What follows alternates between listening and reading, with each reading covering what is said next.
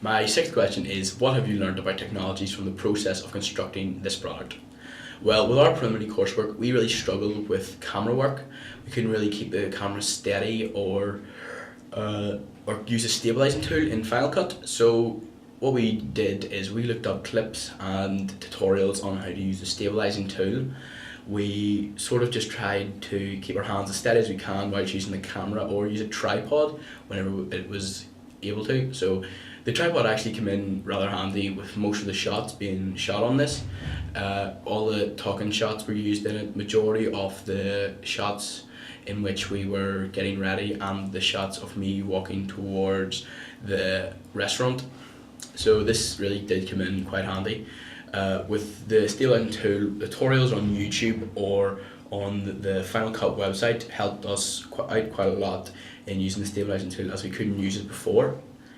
The main thing we really used most or developed most was the Final Cut. With our preliminary, we didn't really use any effects, anything amazing in it at all. We just pretty much used the crop tool as much as possible.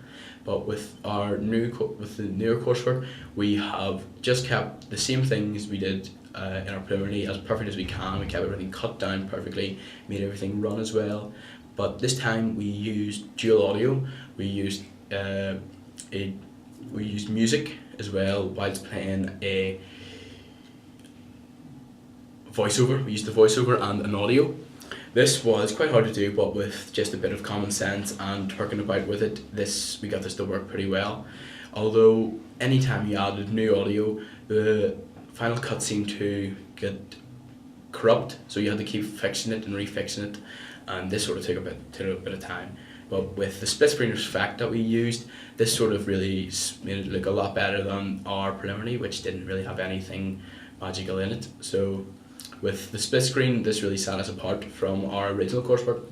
Also with the audio work, we used a song called Taking Care of Business. So with the first minute and a half, it's just the same song playing it over. But then once the voiceover kicks in, we cropped down the song, we changed it, we added a kick drum to it, we cropped the whole song down so that it ran perfectly and it's just a continuous loop.